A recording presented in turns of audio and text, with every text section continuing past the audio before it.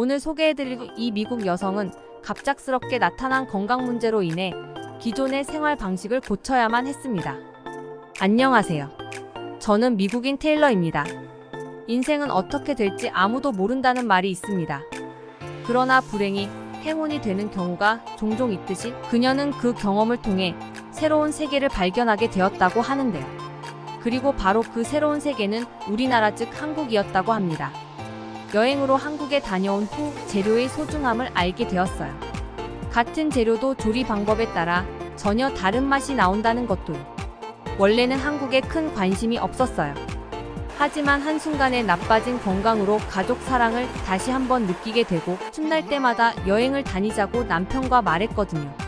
그때 남편이 추천해준 곳이 한국이었어요. 무언가 계획하고 움직이는 성격이 아니라 전 즉흥적이거든요. 그래서 여행지가 어디든 사실 크게 상관없었어요. 떠난다는 그 사실 하나에 집중했으니까요. 하지만 그렇게 떠난 한국에서 너무 많은 걸 보고 느끼며 배워왔답니다. 세상에 지금까지 미국에서 가끔 사 먹었던 한국 음식은 진정한 한국 음식이 아니었다는 것까지 알았어요. 혹시라도 미국에서 한국 식당을 선호하시는 미국인이 있다면 한국 사람이 운영하는 식당인지 확인해 보라고 알려주고 싶습니다. 손맛이 전혀 다르거든요. 그리고 시간적 여유가 있다면 한국 여행을 계획해 보시는 걸 권해드려요. 한국에 직접 다녀오면 제가 왜 이런 말들을 하는지 금세 이해할 거예요. 저도 그랬거든요. 원래 건강한 체질이었는데 소변량이 줄어들면서 몸이 붓는 걸 느꼈어요. 이상을 느끼고 물을 더 자주 마셔야 한다고 생각했죠. 평소에 비해 조금이라도 짠 음식을 먹으면 몸이 붓는다는 느낌을 받기도 했습니다. 충분히 자고 일어나도 몸이 피곤하다는 느낌을 받았죠. 마치 어깨 위에 무거운 돌덩어리를 얹고 다니는 것 같았어요. 피부색도 어두워졌는데 전 여름 햇살이 뜨거워 탔다고 생각했어요. 그러다 어느 날 급작스레 쓰러지고 말았죠. 급성 신부전 증세로 결국 병원에 입원하고 말았습니다.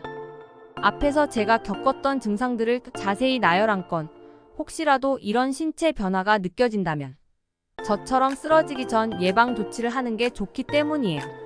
이런 증상들이 나올 때면 이미 신장이 상당 부분이 망가졌을 확률이 높아요. 초기에 발견하면 회복할 수 있습니다. 하지만 이런 증세들이 나타나도 안일하게 대처하거나 쓰러지지 않아 시간을 보낸다면 만성으로 전환되고 그땐 투석이나 신장 이식이 필요할 수 있어요. 죽음의 문턱까지 넘어갔던 전 삶에 대한 애착이 커졌습니다. 건강한 생활 습관을 유지하고 적극적인 치료로 건강을 지켜야 했어요. 신장 건강을 유지하려면 충분하게 수분을 섭취하고 내부 독소가 올바르게 배출되도록 건강한 식습관과 규칙적인 운동을 해야 했습니다. 적극적으로 치료를 받고 수액 보충요법이나 내과적 치료를 통해 건강을 되찾을 수 있었어요. 남편은 제가 쓰러진 이후 걱정을 많이 했어요. 함께 평생을 살기로 약속한 지 10년도 되지 않아 저를 잃을 수 있다고 생각했대요. 행히 건강을 되찾았을 때 이제 가족여행을 가자고 먼저 말할 정도였으니까요. 건강을 완벽히 되찾은 후 여행을 다니고 싶었지만 제가 아픈 걸 겪고 나니 남편은 미래보다 현재의 행복이 더 중요하다고 말했어요. 그래서 여행을 갈 수 있을 때 미루지 말고 가야 한다고 말했죠. 그래서 그러자고 답했는데 국내 여행이 아니었답니다. 남편은 해외여행을 하자고 말했어요. 비행기를 오랜 시간 타고 해외로 나간다고? 머릿속에 여행지의 모습들을 떠올려 봤습니다. 이왕 떠난다면 익숙한 유럽 쪽이 아닌 좀 더 먼 아시아로 떠나고 싶었어요. 그래도 건강이 괜찮다 생각했을 때 먼 곳에 가보고 싶었죠. 건강이 나빠지면 오랜 시간 비행이 어려울 수 있으니까요. 사실 많은 지역 중 아시아에 가고 싶은 건 음식 때문이었어요. 건강이 안 좋아지면서 건강식에 대한 관심이 증가했거든요. 유튜브를 보면 건강식에 대한 영상이 많이 있어요. 같은 식자재로 다양한 음식을 만들 수 있었죠. 꼭 기름지거나 달게 만들지 않아도 얼마든지 맛있었어요. 식자재가 가진 본연의 맛을 살릴 수 있는 방법을 아시아인들은 아는 것 같았거든요. 그리고 대부분의 음식이 기름지고 육식으로 이루어진 미국보다 훨씬 더 건강해 보였어요. 그래서 외식할 기회가 있다면 아시아 음식들을 사 먹으며 건강을 위해 먹는 방법들을 조금씩 바꿔가고 있었답니다. 그래서 이왕 여행을 간다면 아시아로 떠나고 싶었어요. 유튜브에서 영상을 보며 만들었던 음식들, 아시아 식당에서 사 먹던 음식들을 현지에서 맛보고 싶었거든요. 어디를 갈지 고민하던 남편은 한국을 추천했어요. 회사 동료들에게도 물어봤는데 아시아 지역을 여행할 거면 한국 여행이 무난하면서 난이도가 쉽다고 알려줬고, 영어 안내도 잘 되어 있고 대중교통도 편리해 첫 여행지로 적합하다고요. 사실 전 딱히 어디를 가던 중요하지 않았어요. 여행 간다는 것 자체만으로 충분히 설레었기 때문이죠. 평소 즐겨 먹던 아시아 음식들이 즐비한 곳 중 한 나라라면 문제 없었으니까요. 그렇게 첫 해외 여행지로 한국행 비행기에 탑승했습니다. 생각했던 것보다 훨씬 더 비행 시간은 힘들었어요. 태어나서 처음으로 해외로 가는 비행기를 탔는데 무려 12시간이나 넘게 앉아 있어야 했거든요. 물론 자는 시간도 있었지만 생각보다 시간이 안 갔죠. 여행을 시작하기도 전에 2번 다시 아시아에 오긴 힘들지 모른다는 생각도 했답니다. 하지만 한국을 여행하고 이내 생각은 바뀌었어요. 한국에 또 오려면 어떤 수를 써서라도 건강을 지키는 게 중요하다고 말입니다. 한국을 여행하는 내내 왜 남편이 한국에 가자고 말했는지 이해되었거든요.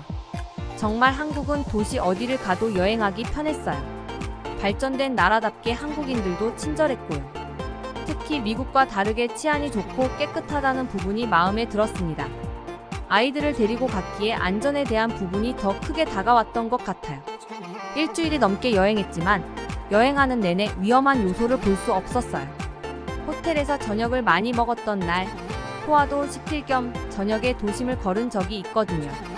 처음엔 안전하다고 남편이 말했어도 밤늦게 아이들을 데리고 호텔 밖을 나가는 걸 공무원 도저히 찬성할 수가 없었어요. 미국이 아니라 다른 나라라 혹시 위험한 일이 생기면 대처할 방법을 모르니까. 미국 내에서도 늦은 밤 길거리를 돌아다니는 건 위험하기에 처음 방문한 나라에서 아이들까지 함께 나가는 건 무리라 판단했죠. 저녁을 먹고 숙소로 올라갔어요. 아이들은 TV를 보고 저는 창가에 앉아 창밖을 바라보고 있었죠. 서울 도심의 밤거리는 화려했어요. 그리고 깔끔했죠. 시간은 점점 늦어지고 있었는데 도심의 사람들은 여전히 거리를 활보했습니다. 그래서 그들을 유심히 관찰했어요. 위험 요소가 있다면 조급한 모습을 보일 거라는 생각을 하면서요. 그런데 30분 넘게 그들을 보는데 조급함을 찾을 수 없었습니다. 오히려 10분 넘게 한 곳에서 누군가를 기다리는 모습을 한 여성을 보곤 걱정되었어요. 혹시 무슨 일이 생기면 어쩌지 하고 말입니다. 하지만 이내 지인으로 보이는 사람이 다가오고 기다리던 여성과 함께 사라졌죠. 그때 처음으로 정말 안전한가 하는 생각이 들었습니다. 낮과 밤이라는 시간만 바뀌었을 뿐 한국 사람들은 여전히 도로 위를 활보하며 자유롭게 시간을 보내고 있었거든요. 그래서 일단 나가보기로 했습니다. 멀리 가지 않아도 숙소 주변만 산책해도 좋았죠.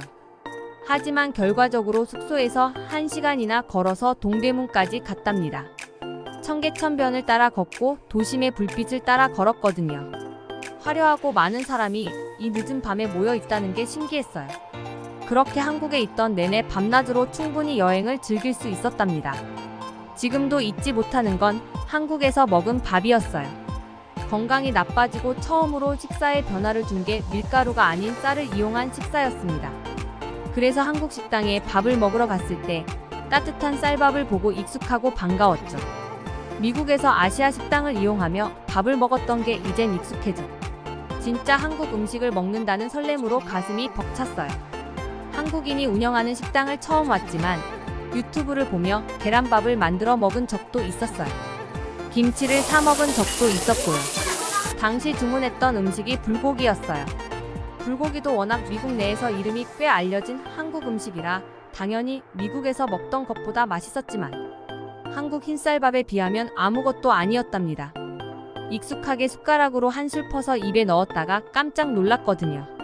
내가 그동안 먹어왔던 맛이 아니기 때문이에요. 분명 같은 쌀밥인데 다른 티가 너무 분명했어요. 씹으면 씹을수록 단맛이 나면서 설명하기 어려운데 끈끈해지는 걸 느낄 수 있었죠.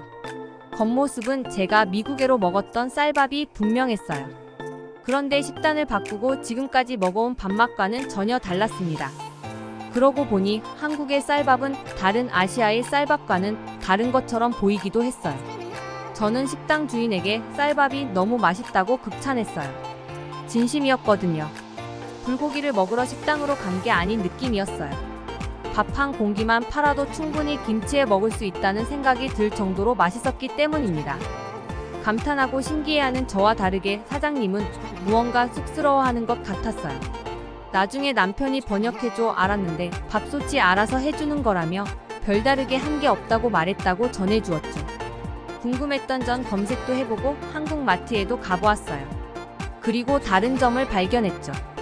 제가 지금까지 미국에서 먹었던 건 베트남 쌀이었어요. 한국 마트 안에는 다양한 한국 쌀이 있었거든요. 한국인들은 선호하는 쌀도 분명히 있는 것 같았어요. 같은 재료라고 생각하고 밥은 동일한 거라 생각했던 제가 부끄러웠죠.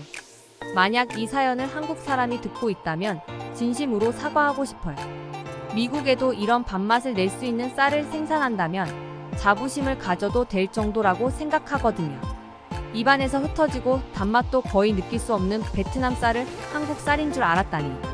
비교할 수 없을 정도로 한국 쌀이 더 맛있답니다. 길다고 생각했던 여행도 어느덧 막바지에 접어들었어요. 미국으로 돌아가는 날 마지막 식사는 한국 쌀밥이 나오는 한식으로 결정했어요. 저 말고도 가족 모두의 의견이 만장일치였죠. 가족 모두 한식의 건강하고 담백한 맛에 푹 빠져든 것 같았습니다. 맛있게 먹고 다시 미국으로 돌아왔어요. 맛을 안 봤다면 모를까? 이미 맛을 보고 나니 한국의 달콤했던 그 밥맛이 다시 그리웠습니다. 그래서 아직 쌀이 남아있는데도 불구하고 한국 쌀을 사러 한인마트로 갔어요. 한국인이 운영하는 한인마트가 아니면 한국에서 생산된 쌀을 살 수 없을 것 같았거든요. 한국 쌀을 사오자마자 밥을 만들었어요. 유튜브에서 냄비를 이용한 밥 만들기를 충분히 반복해서 보며 만들었죠. 그래도 만드는 건 생각보다 어렵더라고요. 몇 번 태우기도 했거든요. 하지만 그마저도 즐거웠습니다.